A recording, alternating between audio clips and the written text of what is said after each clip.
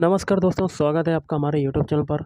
SSC GD का जो आपका 5 फरवरी 2025 की पहले शिफ्ट का पेपर हुआ है, तो उसी शिफ्ट के आधार पर हम लोग क्वेश्चन देखेंगे। तो वीडियो स्टार्ट करने से पहले आप लोगों से एक बात कहूँगा, जो लोग नए हैं तो प्लीज़ चैनल को ज़रूर सब्सक्राइब कर लें। चलिए शुरू करते हैं। तो आज के सेशन में पहला क्वेश्चन है, स्मृति मंधाना कौन से खेल से संबंधित हैं?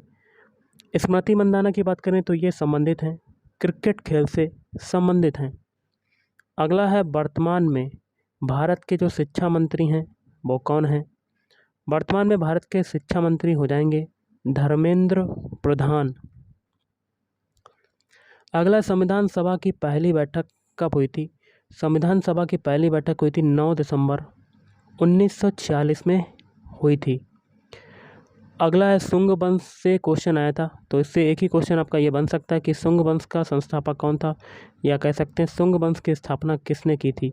तो ये की थी पुष्यमित्र सुंग के द्वारा सुंग वंश की स्थापना की गई थी। अब देखिए, यामिनी कृष्णमूर्ति से भी एक क्वेश्चन था, तो इससे क्वेश्चन कुछ देख लेते हैं हम लोग क्या बन सकते हैं। यामिनी कृष्णमूर्ति कौन से नृत्य से संबंधित हैं? तो भरतनाट्यम और कुचिपुड़ी।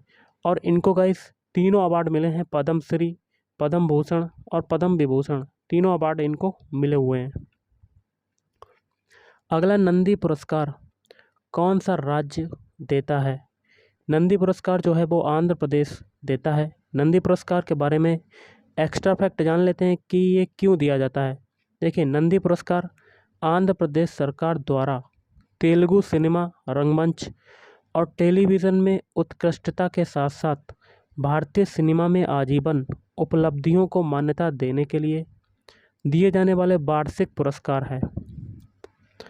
अगला है, वर्ल्ड एथलेटिक्स में भारत के लिए गोल्ड मेडल जीतने वाले पहले भारतीय का नाम बताओ। तो पहले भारतीय हो जाएंगे नीरज चोपड़ा। कौन हो जाएंगे?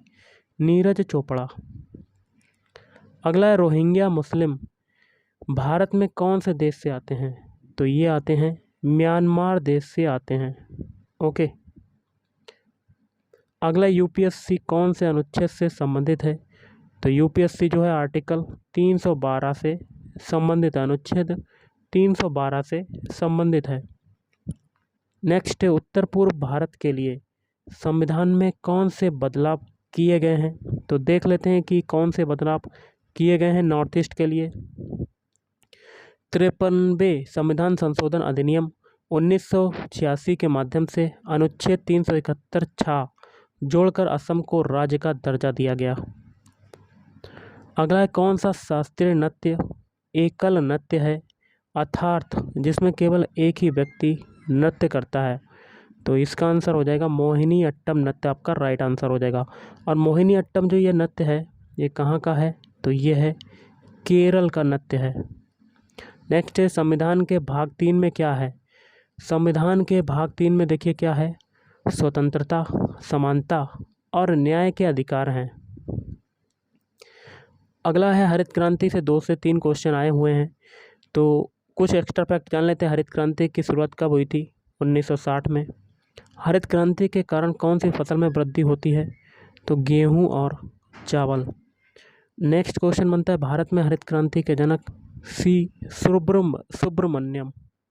अब गाइस हम लोग टॉपिक जान लेते हैं कि कौन कौन से आपके क्वेश्चन किस टॉपिक से आए हैं। सबसे पहले हम लोग क्रिकेट से देखते हैं। क्रिकेट से एक क्वेश्चन तो आपको पता ही होगा कौन सा आया था, स्मृति मंदाना कौन से खेल से संबंधित है? क्रिकेट से। और एक क्वेश्चन जो है वो क्रिकेट की पिच से आया था। और अगर देखें तो करीब करीब 3 से 4 क्वेश्चन आपके क्रिकेट से आए हुए हैं आज के सेशन में। और आर्टिकल अनुच्छेद से भी आपके कुछ क्वेश्चन पूछे गए हैं आपके आर्टिकल वाले, जैसे कि यूपीएससी ही देख लीजिएगा, यूपीएससी कौन से आर्टिकल्स के अंतर्गत आता है। और गाइस नृत्य से भी आपके क्वेश्चन आज भी पूछे जा रहे हैं। नृत्य का टॉपिक मैं पूरा करवाऊंगा कि नृत्य से कैसे कैसे क्वेश्चन आ रहे हैं। अब बात करते हैं पंचवर्षीय योजनाओं से।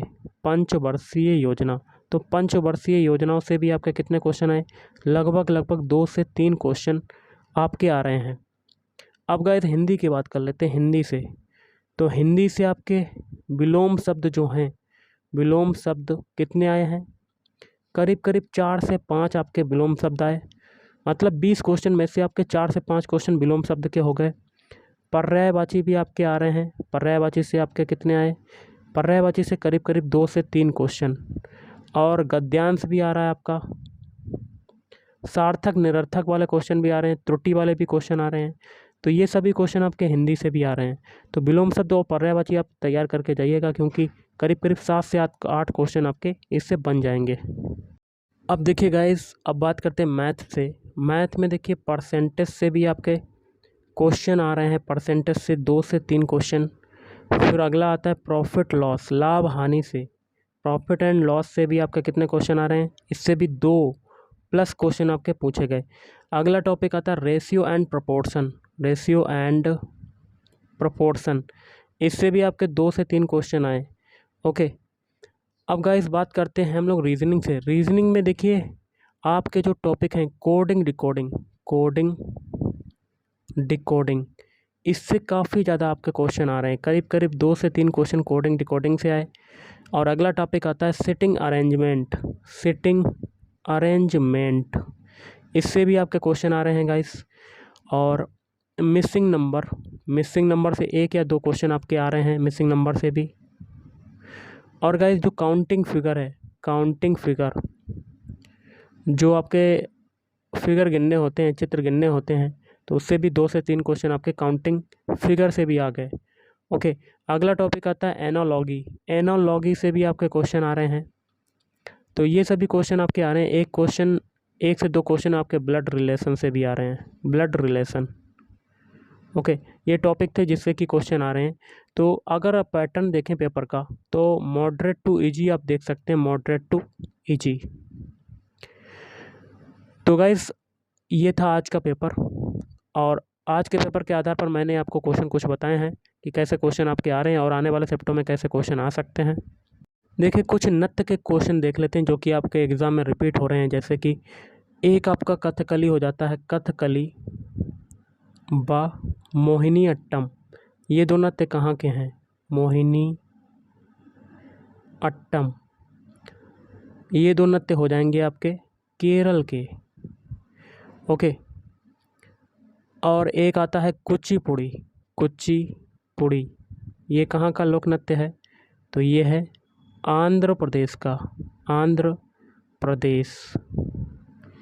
एक नृत्य आता है राउफ, राउफ कहाँ का है, जम्मू एंड कश्मीर का।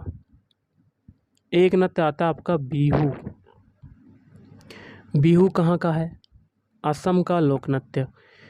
एक नृत्य आता है आपका लावड़ी, लावड़ी कहाँ का है, ये हो जाएगा महाराष्ट्र का। एक आता है गिद्दा व भांगड़ा, गिद्दा व भांगड़ा, ये दो नृत्य कहाँ के हैं, पंजाब के हैं।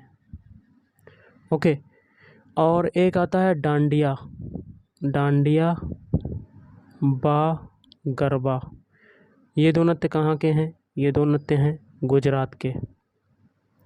एक नृत्य आता है चोंग, चोंग कहाँ का है, नागालैंड का नृत्य हो जाएगा चोंग। तो ऐसे क्वेश्चन आपके एग्ज़ाम में आ रहे हैं। अगर आपको वीडियो पसंद है, वीडियो को लाइक करें, शेयर करें और चैनल को भी सब्सक्राइब करें। Thank you.